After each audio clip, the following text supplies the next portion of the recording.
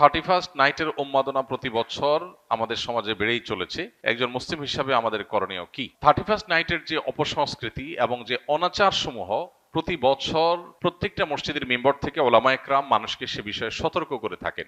আমাদের দায়িত্বের অনেকগুলো জায়গা আছে। সবকিছুর আগে আমাদের যে করণীয় সেটি হলো আমাদের নিজেদের আগে অনুধাবন করতে হবে, গভীরভাবে উপলব্ধি করতে হবে যে 31st নাইটের এই কালচারের ক্ষতিকর দিকগুলো কি। একটা বিষয় তো পরিষ্কার, সেটা হলো আল্লাহ রাব্বুল আলামিন কোরআনে কারীমে সূরা হাশরে বলেছেন, ওয়ালা তাকুনু কাল্লাযীনা নাসুল্লাহা ফাআনসাহুম আনফুসাহুম, তোমরা সেই মানুষদের মতো হয়েও না যারা আত্মভোলা হয়ে গেছে। নিজের গন্তব্য, নিজের পরিণতি, পরিণাম, নিজের আত্মপরিচয় এগুলো যারা ভুলে গেছে, যারা উন্মাদনায় গা ভাসিয়ে দিয়েছে, যারা ভোগবাদে ডুবে গেছে, ডুবে গিয়ে তারা নিজেদের আল্লাহকে ভুলে বসে আছে।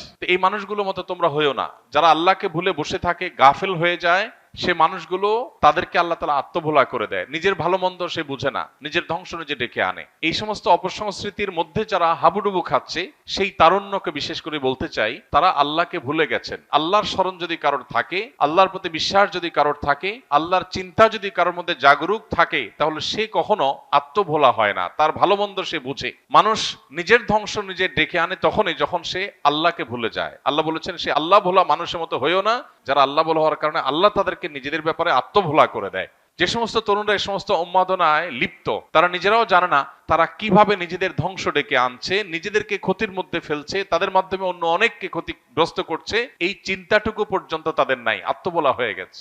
হিতাহিত জ্ঞান তাদের মধ্য থেকে দূর হয়ে গেছে, কারণ তারা আল্লাহকে ভুলেছিল। তো এই বিষয়টি আমাদের অন্তরে গেঁথে যাওয়া উচিত যে আমরা আল্লাহকে যদি সবসময় স্মরণে রাখি, তাহলে কোনো মানুষ, কোনো পাখি, কোনো অসুস্থ মানুষ, কোনো ঘুমন্ত মানুষ আমার দ্বারা কষ্ট পেতে পারে না। দ্বিতীয়ত, 31st নাইটের এই কালচার এটি এসেছে মূলত অগ্নিপূজকদের থেকে। অগ্নিপূজক বা প্রকৃতি পূজারী যারা ছিল, সেই পেগানদের মধ্যে একটা ধারণা ছিল বছরের প্রথম দিনের প্রথম মুহূর্তকে আনন্দ, উৎসব, হই হুল্লোড়, ভালো মন্দ খেয়ে কাটালে সারা বছর ভালো থাকা যায়। এই বিশ্বাসটা কি কোনো বৈজ্ঞানিক বিশ্বাস, বিজ্ঞান ভিত্তিক বিশ্বাস? এটা নিছকই কুসংস্কারাচ্ছন্ন বিশ্বাস। বছরের প্রথম দিন, প্রথম ক্ষণ ভালো খেলে, যদি ভালো কিছু ভোগ উপভোগের মধ্যে থাকলে যদি সারা বছর ভালো থাকা যায়, তাহলে প্রতিদিন সকালবেলা মানুষ ভালো খাইলে সারাদিন ভালো থাকবে। ব্যাপারটা কি সেরকম ঘটে? প্রিয় ভাইরা আমার, আমরা যারা নিজেদেরকে মুসলমান হিসেবে দাবি করি, আমাদের জন্য তো এই কালচারে গা ডুবাবার কোনো সুযোগই নেই। যে সমস্ত মানুষরা নিজেদেরকে তথাকথিত বিজ্ঞান মনস্ক বলে, তারা কোন যুক্তিতে, কোন চিন্তায় বছরের প্রথম মুহূর্তকে আনন্দ করে হই হুল্লোড় করে কাটায়? কি কারণে? কোন যৌক্তিক কারণ ছাড়া কেউ যদি হাসে, যৌক্তিক কোনো কারণ ছাড়া যদি কেউ কাঁদে, তাহলে তাকে আমরা বলি পাগল বা অসুস্থ, বিকৃত মস্তিষ্ক। হঠাৎ করে বছরের 365 রাতের মধ্যে একটি রাতে এসে 12টা 1 মিনিট আপনি আনন্দ করছেন, হই হুল্লোড় করছেন, আতশবাজি করছেন, পটকা ফুটাচ্ছেন, 12টা 1 মিনিট হওয়ার সাথে সাথে লাফালাফি শুরু করছেন। কারণটা কি? কি এমন হয়েছে যে আপনি লাফালাফি করছেন? অথচ তেমন কিছু হয়নি। হ্যাঁ, একটা নতুন বছর শুরু হয়েছে। এই বছরটা খ্রিস্টীয় বর্ষ, খ্রিস্টানদের ধর্ম সংশ্লিষ্ট একটা বছর শুরু হয়েছে। তো তাতে আপনার এত খুশি হওয়ার কি আছে? যদি বলেন যে নতুন বছর হলে আনন্দ উল্লাস করতে হয়, তো নতুন বছর তো আরো আছে, এটাতেই কেন শুধু আনন্দ উল্লাস করেন? তাছাড়া যার আগমন আপনার আনন্দের কারণ হয়, তার বিদায় তো বেদনার কারণ হওয়ার কথা। যে মুহূর্তকে ওয়েলকাম করে আপনি আনন্দিত হচ্ছেন, উল্লাস করছেন, সেটি নতুন একটি বছরের একটি মুহূর্ত। সেটা যদি আপনার আনন্দের কারণ হয়, তাহলে তার এক মুহূর্ত আগেই তো আরেকটি বছরের বিদায় ঘটেছে, তখন তো আপনি কাঁদেননি। যে আসলে আপনি খুশি হয়ে যাচ্ছেন, তার বিদায় তো আপনার ব্যথিত হওয়ার কথা, কিন্তু সেটা তো হচ্ছেন না। তাহলে বোঝা গেল এটা একটা অযৌক্তিক উৎসব, যে উৎসবের পেছনে কোনো লজিক্যাল গ্রাউন্ড নাই, কোনো যৌক্তিকতা নাই, হাসির কোনো কারণ নাই। এই উন্মাদনা, এটা কুসংস্কারাচ্ছন্ন বিশ্বাস থেকে আসছে। এই চিন্তা, এই ভাবনা আমাদের নিজেদেরকে আগে ভালো করে রপ্ত করতে হবে, এরপর আমাদের তরুণদেরকে বোঝাতে হবে। এরপরে যে বিষয়টি আমাদের লক্ষ্য করা দরকার, সেটি হলো আমরা প্রতি বছর দেখি এই আতশবাজির ফলে আমাদের সমাজে মানুষের জীবনের নিরাপত্তা এটা হুমকিতে পড়ে, স্বাস্থ্য ঝুঁকি তৈরি হয়, পরিবেশ বিপর্যস্ত হয়, তরুণদের মধ্যে ভোগবাদের উন্মাদনা তৈরি হয়, নীতি নৈতিকতা, আখলাক এটার অবক্ষয় ঘটে। এই সবগুলো বিষয় এই একটি অপসংস্কৃতির মধ্যে আছে। অন্য কোনো অপসংস্কৃতির একটার মধ্যে এত খারাপ দিক নাই। গত কয়েক বছর আগে প্লাস্টিকের কারখানায় আতশবাজির আগুন লাগার কারণে একজন নারী উদ্যোক্তা নিঃস্ব হয়েছেন, সব গণমাধ্যমে সংবাদ হয়েছে, কিন্তু আতশবাজি থামেনি। একটি শিশু মায়ের কোলে আতশবাজির বিকট আওয়াজে হার্ট অ্যাটাকে মৃত্যুবরণ করে তিনি, তার ঘটনাটি আদালত পর্যন্ত গিয়েছে, কিন্তু আতশবাজির এই উন্মাদনা এখনো থামেনি। এরকম না জানা বহু ঘটনা ঘটছে।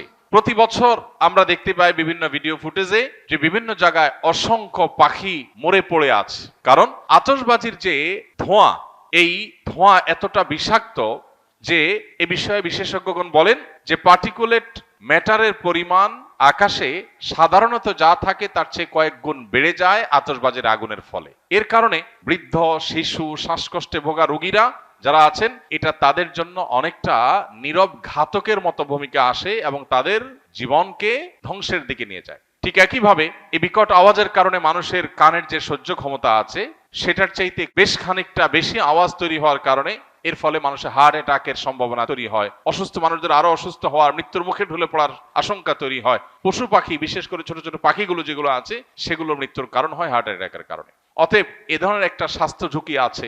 ঢাকা শহর, চিটাং শহর সহ গোটা বাংলাদেশের সব শহরগুলো প্রায় বৈদ্যুতিক তারের যে জাল, সে জালের নিচে মাথার উপরে বৈদ্যুতিক তারের বিশাল বেছানো জাল যে শহরে আছে, সেই শহরে আতশবাজির আগুন যদি কোনো জালের উপরে গিয়ে পড়ে, সেখানে শত শত মানুষ পুড়ে ছাই হওয়াটাও অস্বাভাবিক কোনো বিষয় নয়। তো এই পরিমাণ স্বাস্থ্য ঝুঁকি যেখানে আছে, পরিবেশের বিপর্যয় যেখানে আছে, যেখানে আরো নানাবিধ ক্ষতি আমাদের নিহিত আছে, তারুণ্য, তরুণ প্রজন্ম তাদের অনেকে এই রাতে মাদকের দিকে হাত বাড়ায়। যে পরিমাণ মাদকের ছড়াছড়ি এই রাতে হয়, সারা বছরে অন্য কোন রাতে এত বেশি মাদকের ছড়াছড়ি হয় না। তাহলে মাদকের ছড়াছড়ি বলুন, অশ্লীলতা বলুন, বেহায়াপনা বলুন, অপচয় বলুন, উন্মাদনা বলুন, তারুণ্যের মধ্যে বিশৃঙ্খলা ভাব বলুন, এই সবগুলো আমাদের সমাজের বিপর্যয় ডেকে আনে। এই একটা অনাচারের পেছনে এতগুলো বিপর্যয় যখন আছে, সামাজিকভাবে আমাদের কর্তব্য হলো এগুলোর বিরুদ্ধে প্রতিরোধ গড়ে তোলা।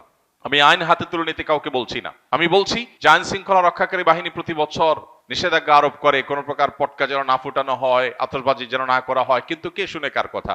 অতএব বাড়িওয়ালারা যদি তাদের ছাদগুলো বন্ধ করে রাখেন, বাবা মারা যদি তাদের সন্তানদেরকে বোঝান, এবং তরুণরা যদি তারা সংঘবদ্ধ হয়ে বিপদগামী তরুণদেরকে বোঝান, কাউন্সেলিং করেন দলে দলে, তারা যদি সমাজে অনাচার বন্ধের জন্য উদ্যোগ নেন, আইন শৃঙ্খলা রক্ষাকারী বাহিনীর ভাইদেরকে সহযোগিতা করেন, তাহলে সেক্ষেত্রে হয়তো সমাজে এই অনাচার থামতে পারে। আমরা আমাদের কাজ করে যাব, হ্যামিলনের বাসিওয়ালার মতো সতর্ক করে দেওয়া, মানুষকে সজাগ করা। এই কাজটা ওলামায়ে কেরাম করছেন, করবেন। যদি মানুষ না শুনে, আমাদের জাতিকে যদি আমরা না শুনতে পারি, সেটা হবে আমাদের দুর্ভাগ্যজনক অধ্যায়। আল্লাহ তাআলা আমাদের তারুণ্যকে এই পশ্চিমা অপসংস্কৃতির ছবল থেকে রক্ষা করুন। এই অযৌক্তিক উন্মাদনা থেকে আমাদের তরুণদেরকে আল্লাহ তাআলা হেফাজত করুন।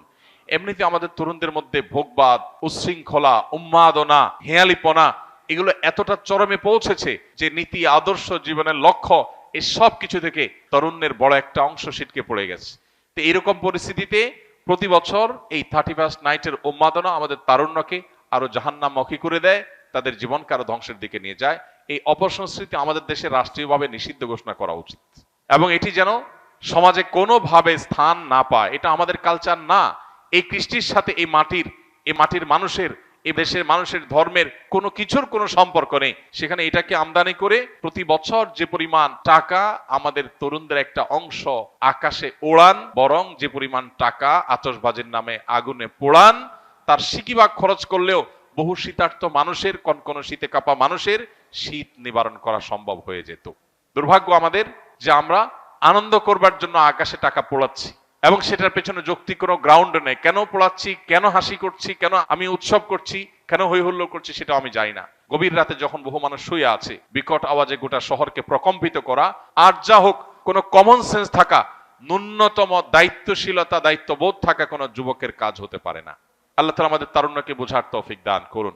একজন মুসলমান যুবকের আনন্দিত হওয়ার বহু কারণ আছে।